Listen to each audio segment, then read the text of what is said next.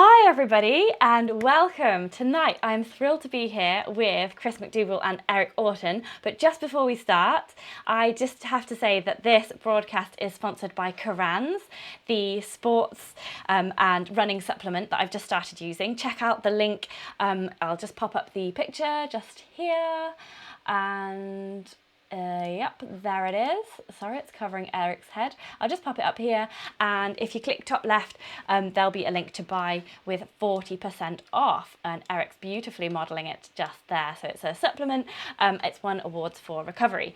So, sponsored by Kerans. We've got that stuff out of the way, and we'll be talking more about nutrition and supplements during the course of this broadcast. So, I'll just introduce our wonderful guest tonight. We've got the author of the seminal and one of my favourite books, Born to Run, Chris McDougall. Hey Chris, now we can hear you. There. And we've got also coach, world-renowned coach actually, Eric Orton, who is the author of The Cool Impossible, because they have both written this sequel to Born to Run together, Born to Run 2. So welcome guys, how are you doing tonight? We're doing great, but we have to still once again turn our psychic attention to your son Finley, who's not feeling well. Yeah. And I think that there's something about the universal brain that I think just sends healing energy. So everybody's watching this, I don't know if it's in the present or in the future, let's just send a little healing thought to Finley tonight, right? Oh, thank you very much. It's always a bit tough when a toddler's ill because they can't really tell you what's wrong. He just keeps going, "Meow, meow, meow," because he's got all these ulcers in his mouth. Ice cream, popsicle, ice cream. Yeah, he just wants ice cream, really, doesn't he? And meow meow on repeat on YouTube. It's a nightmare. So thank you so much, you guys, for coming on the show. It's absolutely fantastic to have you here, and it's brilliant to read another book from you guys. So first of all, what motivated you guys to get together and write this? A couple of things. One was that it was the realization that this experiment, which started 15 years ago, has now had enough longevity to say it works. When I started working with Eric, I was a serious doubter. And I think a lot of the doubt comes through in the book Born to Run. Like, I'm just like a beginner at the time of writing that narrative. I think this stuff works. I can't say for sure. I always felt like the guy in the back of the plane, like, oh, the pilot had a heart attack. Who can land the plane? Like, okay, I'll land the plane this time, but I don't know how to fly. But now it's been 15 years of flying, 15 years of following Eric's advice and realizing everything he had predicted in 2004, 2005 has come true. And his prediction was, if you change the way you run, you can enjoy it and run happily and healthfully forever. And so I figure a decade and a half later, that proves he's pretty much on the ball. I really do love how the book is about enjoying running rather than always pushing to go faster or further. I really like the quote, "Evolution doesn't reward pain, it rewards joy." And all of a sudden that really struck a chord with me. As a coach, is that something that you have a bit of difficulty sort of like injecting into your coachees, Eric? Is everyone all about like when they first start, it's all about pain? It's all about, not at all, because it's pain is not a good thing, and struggle is not a good thing. Mm-hmm. And that might sound odd when I coach ultra runners, but it's all about knowing what's appropriate and feeling and having the awareness of what is appropriate. And pain and discomfort doesn't mean you're not challenged, but it's a challenge in an appropriate way based on your own level of effort, if we're talking kind of, intensity and that type of thing. But it's also, again, having that awareness of your body. And like Chris mentioned, changing behavior. And that's not only just changing form and adding some strength, but maybe looking at adding variety in what types of runs you're doing that can really create immense joy in how we feel as runners. Yeah, I think nobody's going to not want that, more joy in running, can you? And on reading the book, it did seem like here's our chance really to discover our inner running superpowers. So I'll just read this quote actually because it's really nice in the insert here. It says it's going to teach every runner, new or experienced, how to master humankind's first true superpower and tap into hidden reserves of strength and stamina. So yeah, is that the basic premise of the book? Is that what you'd say? And how on earth do you go about doing that, if you can answer that in a nutshell? Yeah, I think the thing about it, Claire, is that where running has gone off the rails is we've turned it into this necessary evil, this sort of antidote for whatever else we've done bad in our lives. So like, oh, okay, I've been sitting in a chair all day, I better run. Or, I ate a bunch of pasta for lunch, I better go run. It becomes this like punishment.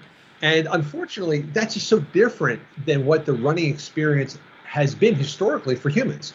When you think about the fact that until very, very recently in our timeline, we relied on our own bodies for everything, for any kind of communication or transportation. Like, you didn't call somebody, you walked over to their home and spoke to them.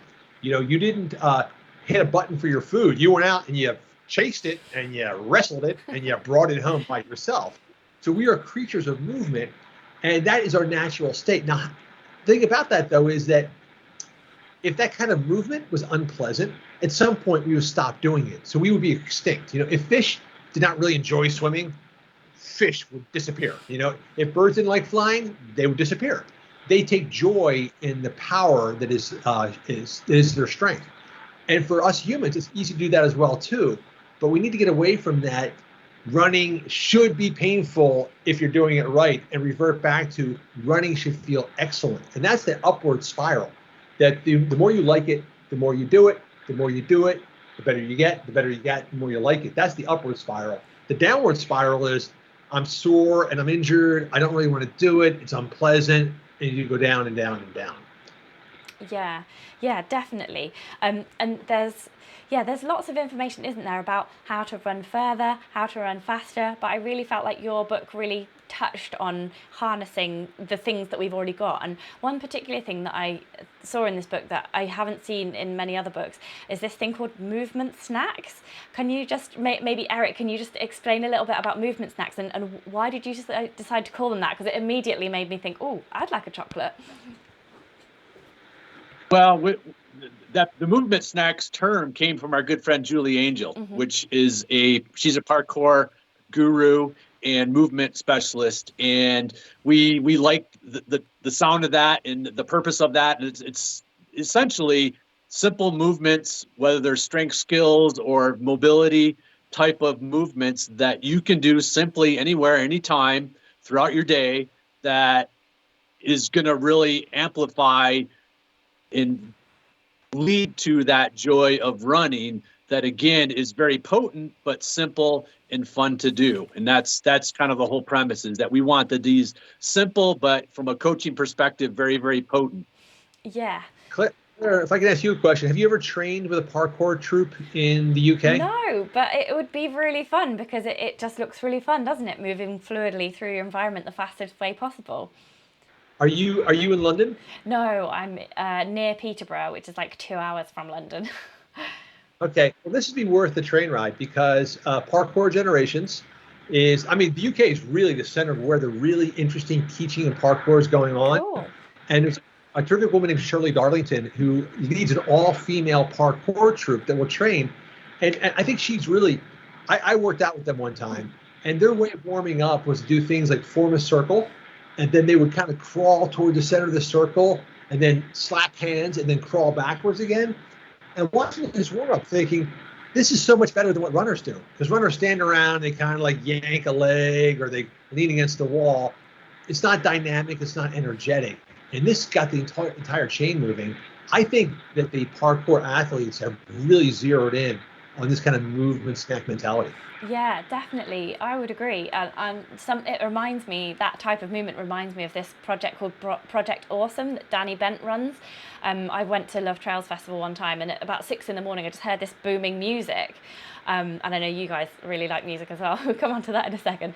And there was this really booming music, and I was like, I've got to find out what that is. And I found all these people sprinting up a hill to then slide on slippery tarpaulin all the way back down again. And that that seemed to me an absolutely fantastic way to do hill reps. And we finished off with a giant like group run with these flares, and the people at the front had these different coloured flares, and we all legged it down the hill and back up again in this kind of cloud of smoke. And it was just the most joyous, fun activity. And so it was really nice for me to read in here that you do certain moves or certain exercises when you're trying to reset yourself to the beat of a certain song, don't you? Could you just explain a little bit about that? Yeah, that was so here's the thing about it is, I feel like in some ways I'm Eric's best collaborator and worst nightmare because we work really well together. I give him honest feedback, but I'm also an annoying pain in the ass with a very limited attention span. And so if Eric says, look, these 10 exercises will transform you, I'm like, 10? No, dude, it's going to have to be 2. And he's like, can we settle on 3? Fine, 3. That kind of thing. And so, heart rate monitor training is extraordinarily effective. Using a metronome, for instance, to figure out your cadence, very effective. I don't like that stuff. You see how long it took me to figure out Skype tonight. Like, do not give anything involving buttons because I'll screw it up. And so my challenge to Eric was, look, if we want to teach perfect running form to people, how can we do it in a way that is foolproof? Movement does not lend itself well to language. You tell someone what to do, tell them to scratch their nose. Well, is it right hand? Is it left hand? Is it a lot? Is it a little? So we wanted a way we could say, hey, this is perfect running form that you cannot mess up. And the other trick was, how can we do it without any kind of apparatus? And so what we came up with was, well, the way to teach foot strike and cadence is, number one, if you run barefoot in place, you can't land on your heels and you can't overstride. Mm-hmm. And number two, if you play a song like Rock Lobster, which is 90 beats per minute, you'll have 90 beats per minute per leg. You'll get that 180 beats per minute cadence that you want for running. And then Rock Lobster is like the barnacle. It's the limpet that burrows into your brain. Once you hear it, you can never unhear it. Yeah. And so we thought the best way to teach perfect running form is say, hey, take off your shoes, back against the wall, put on Rock Lobster, and run in place. And the last element of it is that you may be awkward and nervous and self-conscious when you start, but after 3 minutes, and we've done this with groups all over the U.S., after 3 minutes, people are just rocking out and bopping. Like the joy and the fun and the dance re-enters their running. Yeah, it's a really fun way to teach it as well. And I am going to do that. And all the way through the book, there's just little nuggets like that you can easily go, oh, yeah, I can try that actually. Yeah, I can try that. And you can kind of dip in. I know you say you've got to do your 7 tenets, you've got to do all of them, but you can. There are things that you can just try, which is really good. But it's interesting, Chris, that you said that you've been collaborating with Eric and you're like his best and worst nightmare over the years. But Eric Kelly has a live question for you. She said, well, to both of you actually, she says, have any of your thoughts or theories actually changed over those 15 years? Well, for me, Chris mentioned heart rate, and I've always used heart rate with my athletes. I've been coaching for 25 years, and oddly enough, as technology has improved, so to speak, so we think, I've found that the heart rate monitors become less and less accurate. And so I've gravitated more and more to some heart rate, but a lot of perceived exertion. And like we also mentioned in the book, using more speed and combining and really the overriding umbrella to all of that is helping people to really understand how they feel. So they gain all this knowledge with every type of run that helps them. Yeah, yeah. I was going to say, for me, believe it or not, the great oracle of wisdom that I keep relying on, believe it or not, is friggin' Barefoot Ted. Ted is a guy that whenever he opens his mouth, my eyes immediately start to roll back in my head. But then, like 6 months later, I look back on something he said and realize, oh my God, like I'm living it. Like he's right. And one sterling example is that I went to help Ted when he was running the Leadville Trail 100. And so I crewed for him and then paced him over the last 13 miles. And at that last aid station, people come into that tent in mile 87 or so, and they're just done. They're blasted. It's 3 o'clock in the morning. They've been running since the previous day. Ted comes through the tent, and he's like a diva. He's like a Hollywood goddess walking through the tent, throwing open the tent, and hey everybody, It's like he just woke up and found a surprise party. And I'm blown away by his energy. And he's moving fast. Like he finished that race in 24 hours, Wow. which is very, very, very, very fast, wearing his own homemade sandals. And I'm like, dude, you must have been training monster miles for this. And he goes, yeah, I was doing 25 miles a week. I'm like, wait, dude, you did 5 a day and took 2 days off and you're killing the Leadville Trail 100? And he goes, oh, so I'm not interested in the limits of what's painful. I only explore the limits of what's pleasurable. And I'm like, dude, shut up. But I thought about it, and he's on the money. His idea is he gets to that limit when it's no longer pleasant and stop, walk home. And he's always on that upward cycle. So that's the kind of thing where if you told me that 10 years ago, it would have bounced off my head. But I really feel he's on to something that is physiologically and evolutionarily true. That we need to have that sense that our body is getting stronger as opposed to being destroyed by the exercise. And I've really taken that on board. Yeah, and it's interesting. That reminds me of another quote from the book. You're this is about wearing shoes. I think you're trying to block it out, not drink it in. That seems to me a similar sort of mindset to Barefoot Ted. I think you're exactly on the money, Claire. That's it. I think, unfortunately, if people are looking at running as a discipline or a punishment, then when you're punished, you try to block it out. And so people put in their ear pods and they're listening to music, or they're looking at their watches, or they're trying to distract themselves from the sensation. And everything we recommend, everything from your diet to your footwear to your form, we're saying be more aware, sense more, and you'll enjoy it more.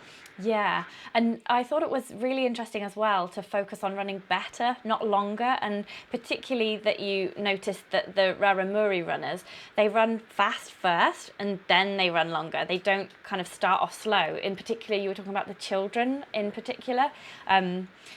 So yeah, I just thought that was really interesting because we always hear in the UK, it's always like, oh yeah, start off really steady and then speed up when you get there.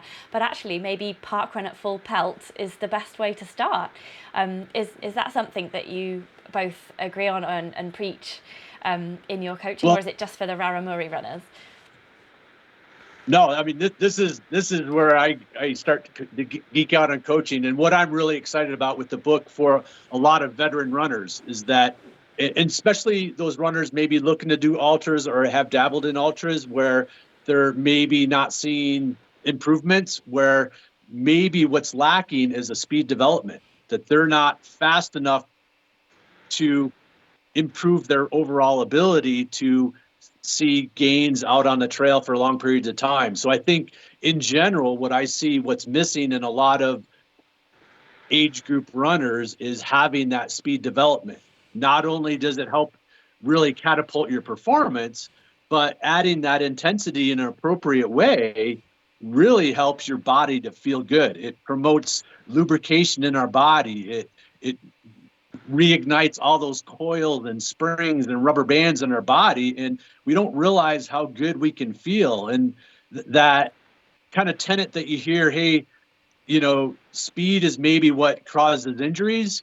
I would maybe put it out there to maybe start to realize that a lot of dysfunction and injury comes from running poorly slowly.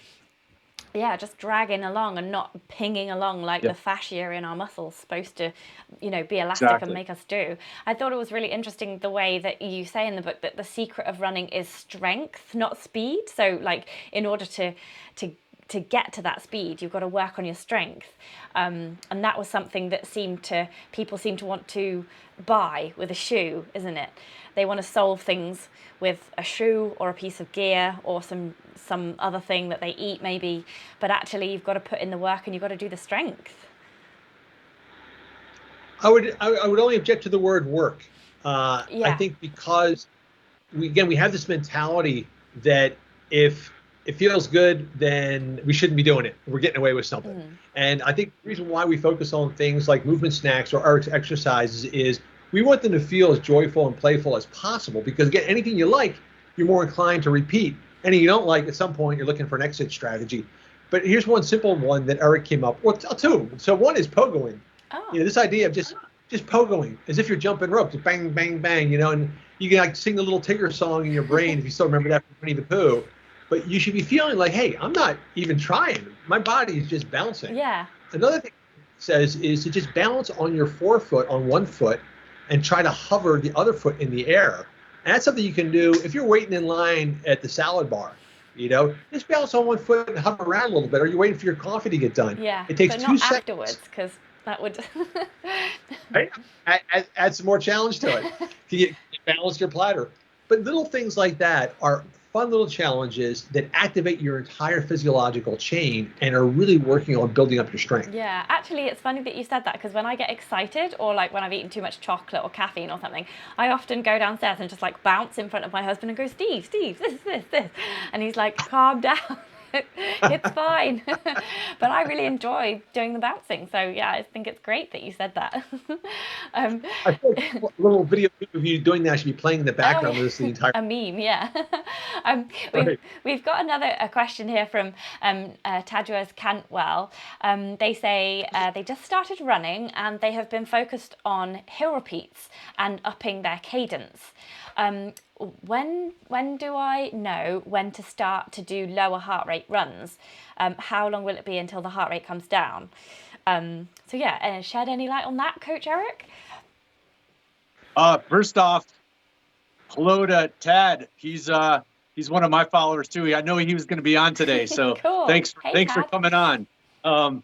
And so, what was the question? When he's just started running and been focusing on hill repeats and upping the cadence. But how does he know when he can start to do some lower heart rate runs? Dude, you're working me too hard. Yeah, no, I would definitely start doing some easier runs as well, and try to make them as easy as possible. And it goes back to maybe what Chris brought up about that word work. What happens when we change our mindset from, hey, I'm going out for a workout, to I'm going out for practice? Just notice how that completely changes the purpose of what we're doing, and seeing this as a practice. And especially for a beginning runner out there, learning to make most of your runs as easy as possible should be the goal. It shouldn't be seen as a workout or a way to lose weight or a way to gain fitness. Practice the skill first. Go out and try to make it as easy as possible, and then apply the barefoot Ted principle. Is once it starts getting uncomfortable, stop and walk. Yeah, that's really interesting, because it says laziness is, like, basically in the book infers at some point that the laziness is actually a survival instinct. Like, why would we expend a load of energy if it's not necessary? And I think that really struck a chord with me as well. It helps you to be a bit kinder to yourself. So yeah, it helps you to be a bit more like barefoot Ted maybe. But one thing about Ted, though, it should be pointed out, and also speaks to Eric's point, which is that an easy run or a slow run doesn't mean a sloppy run. Mm-hmm. And so if Ted, who's now working on high cadence and hill repeats, if he thinks an easy run is the opposite of that, that's where he's going to go astray. Mm-hmm. But the same kind of attention to form and detail that he's honing by going uphill, just translate that into the flats and he's good to go.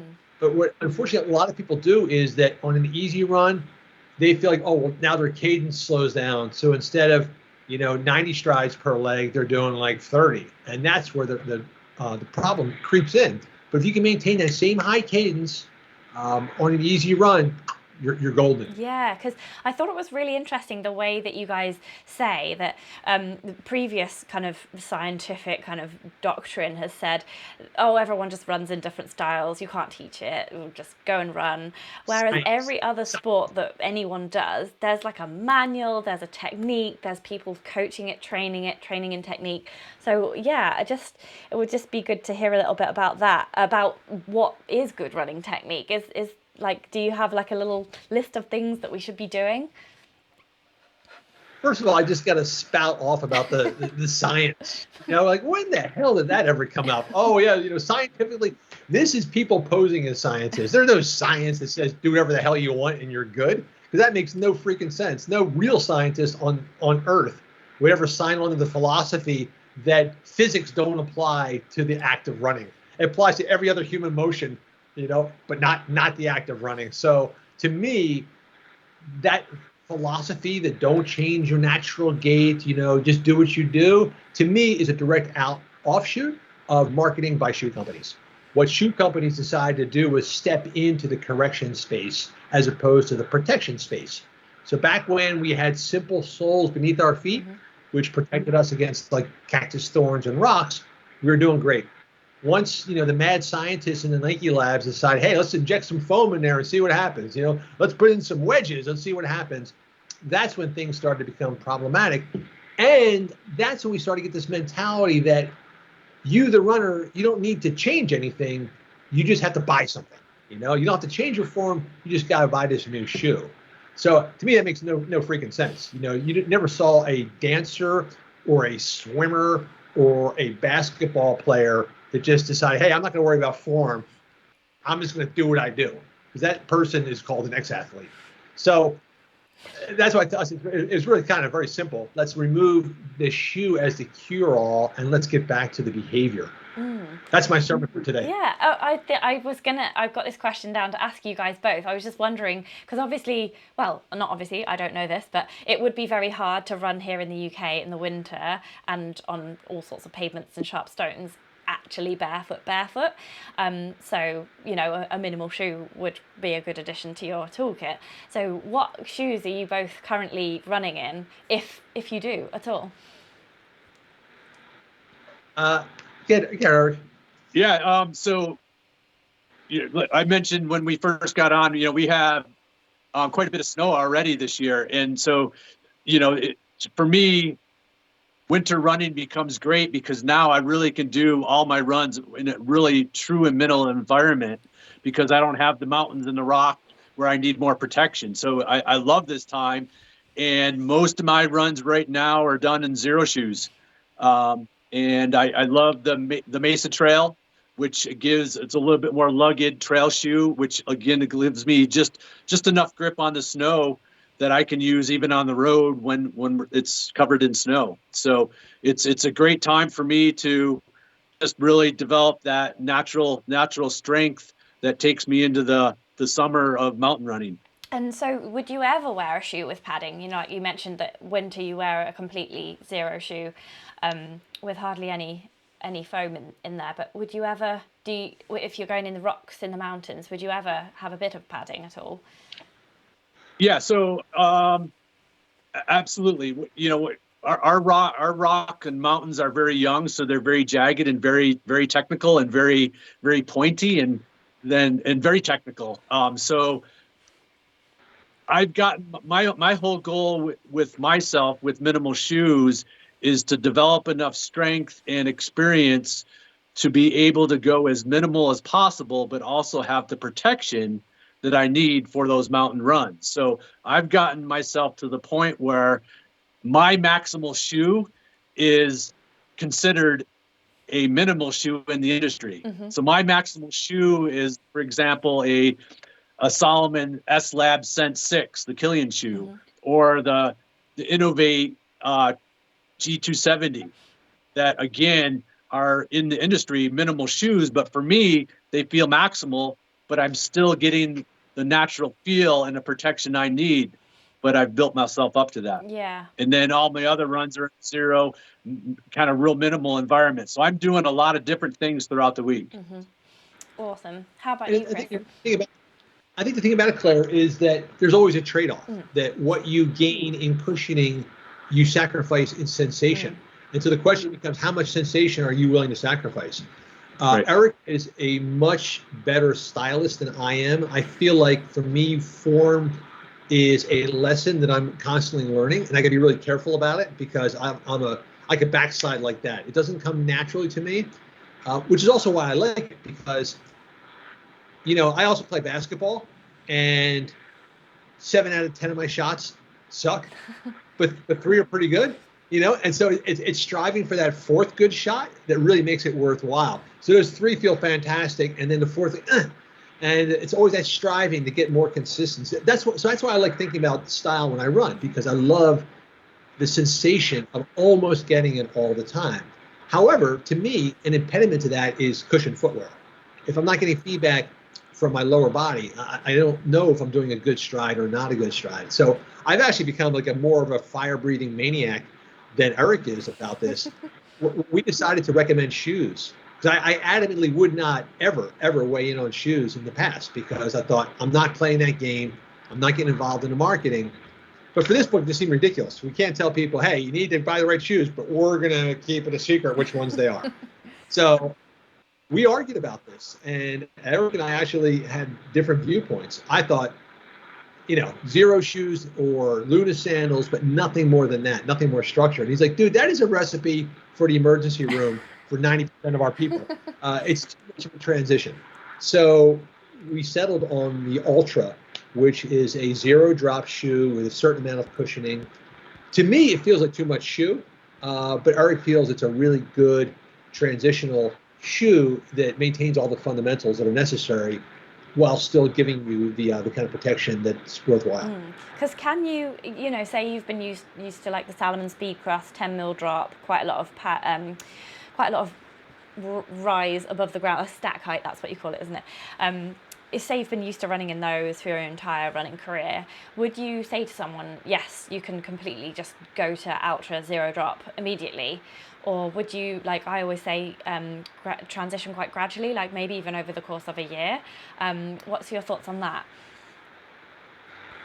We have different thoughts about that. Go ahead, you go, Eric, and I'll tell you why you're wrong. Yeah, and neither one of our answers are right or wrong, really. It's well, but let me say this. That was a poor way to say it. Is that I'm dealing with athletes who are not willing to go through what Chris would recommend as far as transitioning into a very, very, very minimal environment. They're just not in. So that's a battle that I'm not going to win. So there's other ways to make that transition. And I'll give a perfect example of one of my athletes who is a professional ultra runner. She's come second TDS. Just broke the record at Uray 100, which is harder than Hard Rock. And during the week, she is in a very, very minimal environment for the majority of her runs. When we need faster mountain runs or longer mountain runs, she'll pick a higher stack height based on kind of what she needs for that day. And it's not an either or, but they're both tools. And so to get back to your question, Claire, is that I would say in your example is that, and the reason we suggested the Ultra shoes is that that's kind of, for most people, that's going to feel like a minimal shoe. And hey, do some of your easy runs in that and just use it as strength training. Use it as a way to dial in your form and to feel form. And through time, whether you're doing our Footwear program to develop foot strength or the form or the shoe transition, through time, your foot is going to want to be in a more natural environment. And then at that point, you can start drifting away from that high stack height, 10 mil drop type of shoe because your foot's not going to feel good in it. Yeah, it's funny you said that because I have some 12 mil drop road shoes that I used to wear all the time for everything. And I've been testing a load of Ultras for my channel, testing like wide fit shoes, and the Ultras are just all zero drop, and I love the wide fit. But I had some issues like with my feet, and I thought that I couldn't go to zero drop, but I did, and I was really enjoying it. And then I was having some issues with my left, the soleus muscle in my left lower leg, and I thought, oh, maybe it's zero drop, so I went back to the 12 mil drop, and I just found like my knees and hips suddenly really hurt after a run, and I was like, oh. So then I went to a podiatrist, and he gave me 4 exercises that I have been doing like dutifully, apart from last week because Finney's been ill, and get the excuses in there, and it's going away. So actually, yeah, the strength is way more, the strength and the style and how you run is you focus on better running and not just flapping around like a mad person. So that's, yeah, it's all about the strength, isn't it? It's not about the shoe, unless it's really high drop. And real quickly, getting back to Chris, Chris's main priority is to run well in a minimal environment all the time. So that's his goal. And that's what he chooses to do. And, that's awesome. And I wish I could be in that environment all the time. I just can't, because it hurts sometimes. And so I think it's all based on understanding that the further we get away from the ground, the more dysfunction is going to take place. And let that create your own philosophy around that. Yeah, I suppose sometimes there's also the argument as to like we're not the thin people we used to be when we ran a lot and scavenged around. But yeah, I know Chris has some thoughts on this because of being, you talked about something to do with Shrek in the book. Yeah. I'm Shrek stand-in. This idea, again, I think we keep trying to find rationales, like, okay, well, it's good for them, but not for me. Well, maybe if I were this, but I'm that, and even Eric's point, well, if I were running in a minimal environment like Chris, but dude, all I'm saying is that the idea is people do not want to sacrifice what they're doing or the volume that they're doing. And to me, like that's, we talked to a guy yesterday who was changing his shoes, but then he got plantar fasciitis. And I go, oh, you changed your shoes. Did you change your form? Oh, no. Well, dude, changing the footwear doesn't change anything. All you did was just change the thing you're landing on. You didn't change how you're landing. So no, Claire, I think that one of the reasons we felt confident in writing Born to Run 2 was because I was the worst case scenario. I was the 240-pound, out of shape, overweight ex-runner who had been told to his face by doctors, you should move slowly. Moving fast is not for a body like yours. And I took that mentality into training with Eric. And then I realized, man, 15 years later, I'm bopping out the door doing whatever kind of miles I feel like. So, no, I think all of our bodies, and that's why we specifically filled this book with photographs, which we did not have in our previous books. We wanted photographs to show everybody it's every kind of runner, whether you got two legs or not, whether you're any kind of height or age or body type, this is for you. And you can be fine. But I think the thing about it is I just love the fact that we can embrace running. Yeah, isn't that terrific? That's actually right down the street from where I'm living now. Oh, wow. That's amazing. Yeah. So what we want to tell people is, look at running as a fine art, like a martial art or a dance. Master that first. Then you can add as much protection or as little as you want. Mm-hmm. That's very sound advice. There's a couple of questions on the live chat. I just wonder if you can enjoy answering these ones. We've kind of covered this one already. It's from Kelly. She wants a few tips. I know you mentioned earlier low mileage ultra training. So Barefoot Ted was only running 25 miles a week. She says she works 60 plus hours a week. That sounds terrifying. Mostly physical. So she says she's got the strength covered. But yeah, have you got like a top couple of tips for her with low mileage ultra training that you've gleaned from Barefoot Ted? Yeah, I'll jump in. Yeah, I think that creating a sound structural system for any type of running is really what needs to take place. Very rarely has anybody run a race of long distance and had to stop because they were out of breath. Mm-hmm. It's because my foot hurt or my leg hurt or whatever. It's always a structural problem. So focusing on, and this is a general statement, but focusing a little bit more on quality over quantity can have huge gains for ultra running. It goes back to what we were talking about, speed of that speed and strength foundation. And so many people jump right into it and focus so much on having to go the distance that they're just breaking themselves down because they think they're doing what they need to do to cover the distance. But it's creating that sound structural system that takes place that doesn't have to take a lot of miles. I had one athlete who trained on 5 hours a week and it was top 10 at Leadville. Wow. So it doesn't have to be this all or nothing long game that we've been told. Hey, Eric, for this athlete who's working 60 hours a week, would you suggest that she do a couple workouts a week where she builds in those 30-second sprints? This is something that Eric taught me right off the get-go that really changed everything. By just building a little bit of sort of random speed work into their runs. What do you think? Absolutely, and that, that's kind of the premise of the 90-day program. But throwing in, it sounds counterintuitive for an ultra athlete, but to do 30-second sprints, to do 30-second hill repeats, is building that neuromuscular system and that strength. And what's key is that through faster, very short runs, we're recruiting more muscle fiber. Yeah, In building up. long, sustained efforts, you're building bigger muscle fiber. That's not very efficient. We want to invite more muscle fibers to the party because that's much more efficient, especially for ultra running. Okay, so Chris is exactly right. By doing short, fast runs, not only are you going to feel better, but it's attacking that structural and efficiency standpoint that's so crucial for any type of runner. And it's fun, isn't it, to run fast? Like, I've been out feeling Absolutely. tired, thinking, oh, just plodding along, and then I'm like, there's a hill. I'm just gonna like just run up it for a few seconds, and there's a joy in that. Like, oh, I'm doing something, and then you get to recover coming back down.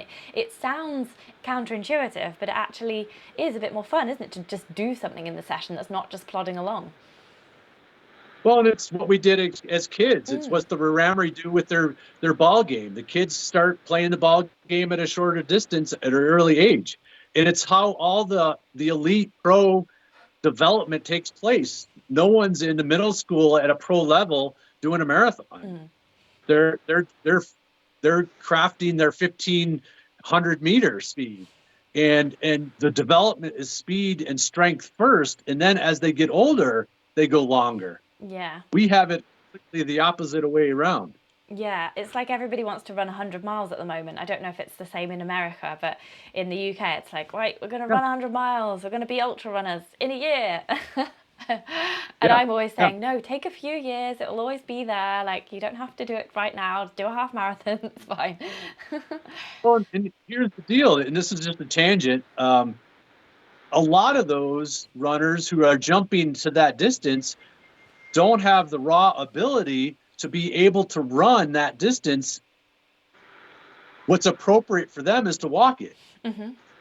Okay. And so they try to run it and they don't have the ability for it to be an easy enough effort. And they just start way too hard and they can't recover from that.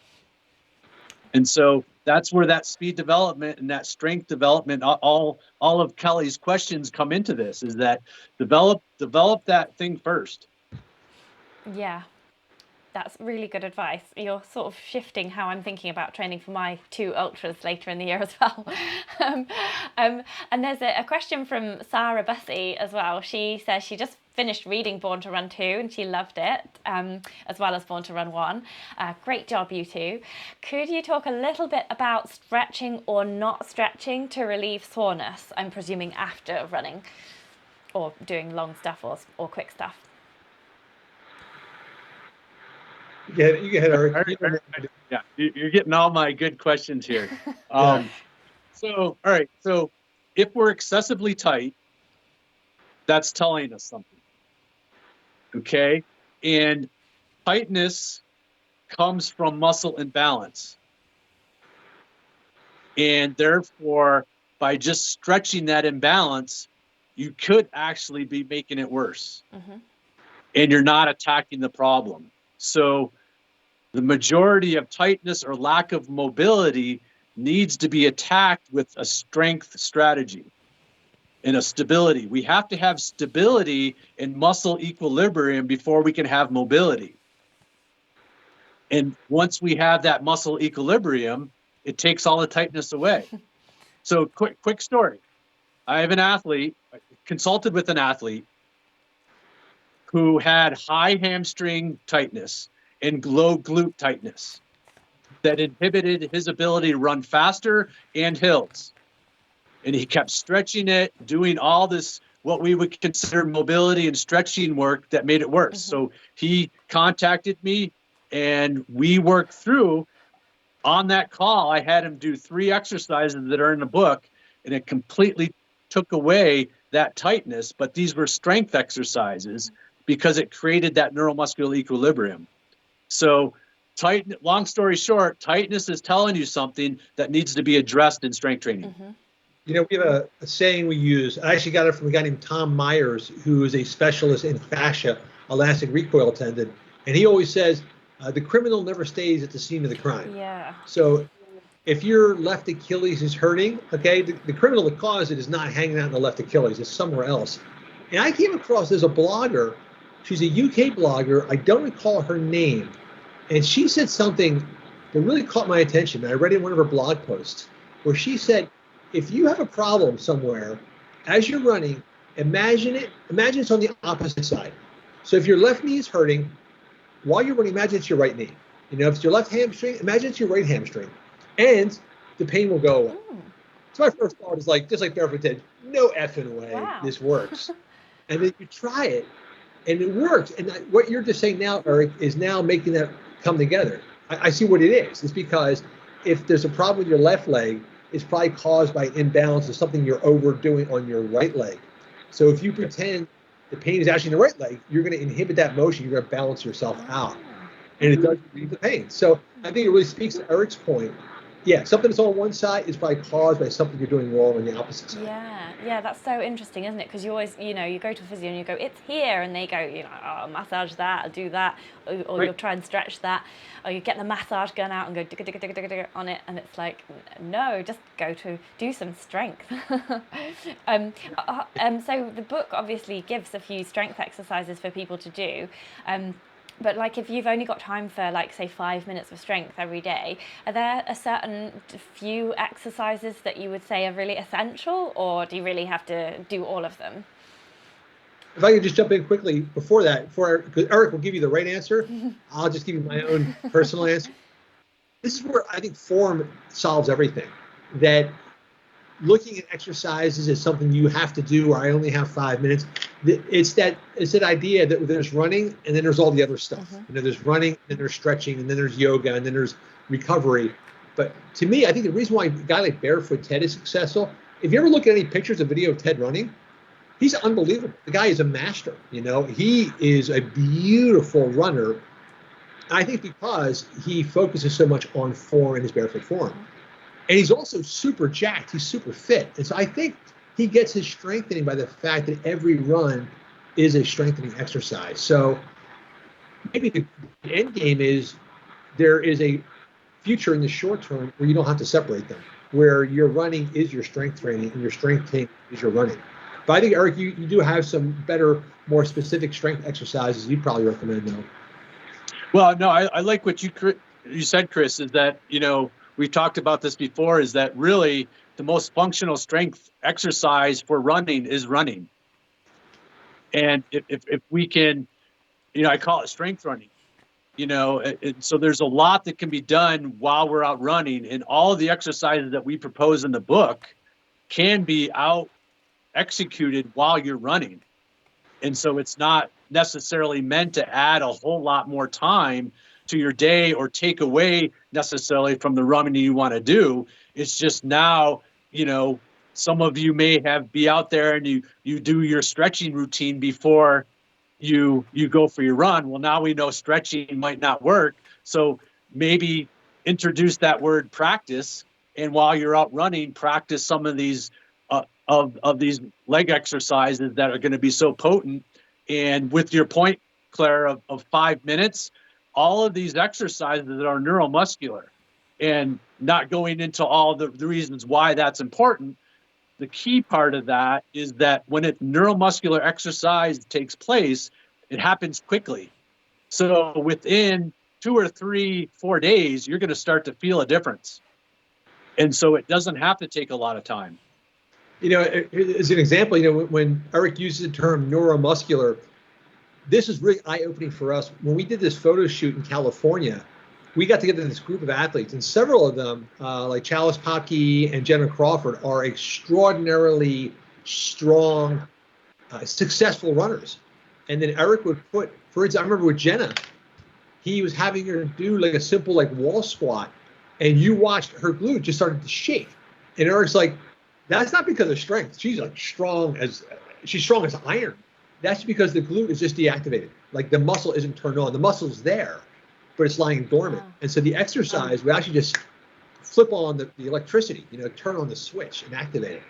So, hey, Eric, would you say your number one is like the running lunge? Like, okay, you can only do one exercise, desert island pick. Would you say the running lunge? Aside from the rock lobster and the form that we talked about earlier, yeah, the run lunge really is a complete body challenge that brings in every aspect of running. It's essentially a running exercise. And so the key to doing the running lunge is that it's going to attack the individual's weakest link. So in one person, it could be their foot strength. In another person, it could be their glute. And so through time, you're going to really attack your weakest link and create the stability where you need it. And again, it can be done. It should be done within 5 minutes. It doesn't need to take much longer than that when it's neuromuscular. Yeah. I think we're convincing a lot of people to buy the book to delve further into this intriguing and interesting kind of shift in how we're thinking about training and our mindset. Well, and real quickly with what Chris said about Jenna and turning those muscles on, is I would propose to everybody out there listening, you have enough strength right now. You don't need more strength. You need more electrical system. Mm-hmm. You need more of turning the switch on. And that completely changes how you go about strength training. Cool. That's really interesting. I'd love to talk more about that, but we're running out of time. And I do just want to mention the nutrition side of things. There's page 62, I'm just looking at now. There's a 2-week test. It's not a diet, it's a test, and there's yes and no foods. Can you just explain a little bit about why there's this 2-week test and why food is so important? Because we focused really on like the sort of training side of things and turning the muscle groups on, but actually what we put inside ourselves is just as important, isn't it, to being a better runner and enjoying running more. What is it possible to say in a nutshell what your views are on food? Sure, it is. Eric's motto is athleticism is awareness. Just know what's happening. And that's why, for instance, we advocate for a minimal shoot, get more sensation in. That's why we advocate for focus on your gears, like know how fast you should be running by how much oxygen is coming into your system. And with food, it's the same thing. We got so many sources of calories like churning through our mouths all day that at any given moment, we don't really know why we feel a certain way. And if I'm sleepy or if I'm a little bit sluggish or I feel bloated, well, what is it? Is it the food? Is it my sleep? And one thing that we can isolate is our nutritional intake. Like, let's just figure out what kind of fuel we're bringing into our body. If your car is sluggish, it's got something to do with the fuel, to figure out what that fuel is. And the second element, which I think is very important as well, is almost all of us run because of our relationship with food. It's usually a prime mover why we started in the first place.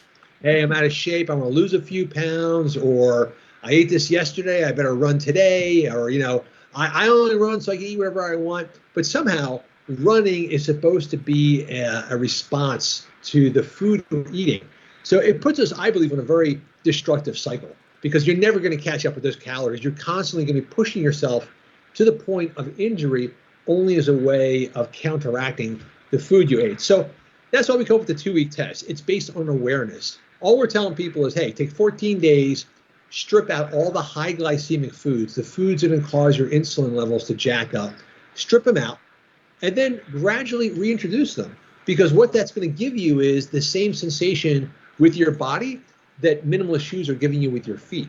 You're now going to feel the sensation and you're going to understand, so that's why I need a cup of coffee after I ate that sandwich, because it jacked my insulin, And that's basically what the 2-week test is. It's not a discipline. It's not a diet. It's like a factory reboot, which allows you to become sensitive to the effect the food's having on your system. And then your choices might be different. Yeah, and you know the consequences. Listen, if anybody puts a pint of Haagen-Dazs ice cream within eyeshot of me, I will kill that Haagen-Dazs ice cream. I'll murder it. But I also know what's going to happen. Yeah. Like, I know that I'm done for the rest of the afternoon. So the consequences, and that's a very healthy thing to do. Doesn't mean you never ever eat it. It just realizes, okay, I'm going to eat it. I'm going to regret it, but I'm going to go for it this time. Yeah. So no foods are off bad. And do you have any opinions on supplements? Because obviously this podcast is it's supported and sponsored by Curran's, the blackcurrant extract from New Zealand, which has won awards and things for recovery. What are your viewpoints on supplements? maybe I'm prejudiced because I like everything that comes out of New Zealand, starting with the Prime Minister and heading downward. So I'm inclined, hey, it's black currants and it's New Zealand. How bad can it be? So I honestly don't know. I personally feel that I like to dial in what I'm eating. And I never really felt the need for any sort of turbo boost beyond actual food. Um, so that's kind of my take on is dial in your eating first, see where that goes. How about you, Eric? Where are you? Yeah, I'm the same way. I very rarely will take a supplement. There's just a few that I take, but it's based on my awareness that I actually do feel a difference when I take it. And Yeah. I think for me, that's the key is that most of the stuff I've dabbled with, there's just no change in how I feel. And I want to feel like there's a purpose behind what I'm doing.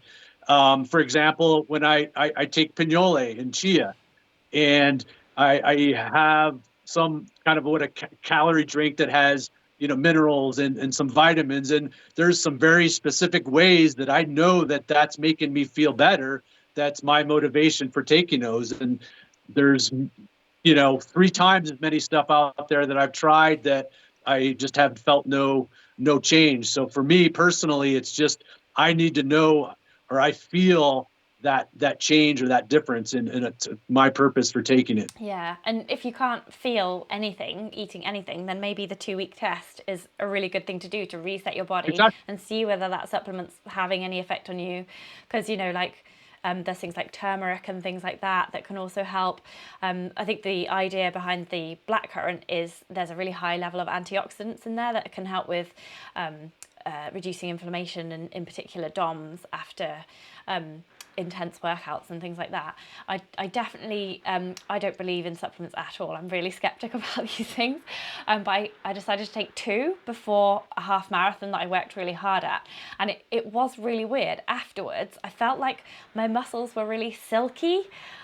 It was really hard to explain, but then there's so many other things that come into play as to why I felt different to the last half marathon before that. So you never quite know. So I feel like now it's like a lucky talisman, like I have to take one every day just in case. So I'm just trying that. And I think sometimes I've taken supplements before and then I've stopped after a while because I've just run out. And that's when I really notice the difference. It's kind of the other way round to doing it than you guys say, but I'm less good at feeling what's actually happening and I'm more likely to feel it once it's gone away. So I'm going to do that for a bit with this supplement and just see what happens.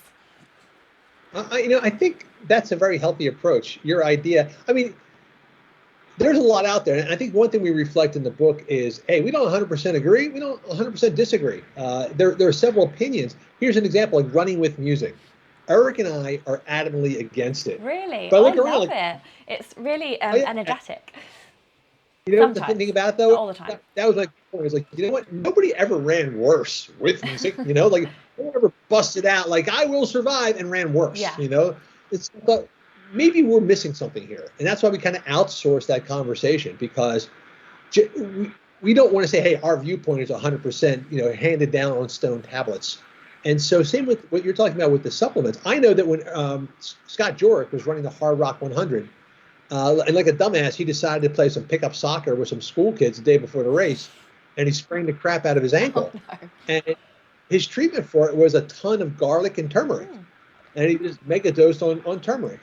And he said it made a significant difference. It reduced the swelling. And so if you're talking about something that comes out of the ground and you're feeling a improvement, I'd say pursue it. There's something there. Something's going on. Check it out. Yeah. Thanks, guys. That's super, super helpful. Yeah, so that's absolutely fantastic. I'm aware that I've kept you for a long time now. And I just want to say a big thanks to you for your time tonight or this morning, this afternoon, wherever it is for you in Hawaii and over in the US. But yeah, how can people follow you and find out more about the book? I've put links to the book in my film description below in the podcast show notes. But yeah, just have you got Instagram or is there a website that people should go to? How should people find out more and follow you? Yeah, so on most of the social channels, we're under Born to Run World. Mm-hmm. And with that, our website is borntorun.world. And then we both have individual social feeds, but they're all kind of intertwined right now. And then on YouTube, we have Born to Run World that has a lot of supporting video for the book. So you kind of use that Born to Run World moniker tag for most of the social channels, as well as our names. Awesome. I didn't realize there was video that goes through the book. That sounds super handy because there are pictures of all the exercises and explanations, but I always find a video really helpful. So thanks for that. That's really good to know because I didn't actually read that in the book itself, but I haven't given it a thorough look through yet. It was just, I only got it delivered on Monday, so I was like frantically reading it. But yeah, it's a super interesting book, so definitely recommend it to everybody. And yeah, thank you so much for your time tonight, guys. It's been absolutely fantastic meeting you and talking to you. Claire, you are really smart and fun, and I really enjoyed this a lot, and I hope Finley is just bouncing around like a maniac by tomorrow. I can hear him yelling in the room next door. Yeah, but thank you very much. I'm sure he will improve very, very soon, especially because everyone's now thinking about him. Right? Terrific. Cool. Nice. Thank you, guys. See you. Thank you, Claire. Bye.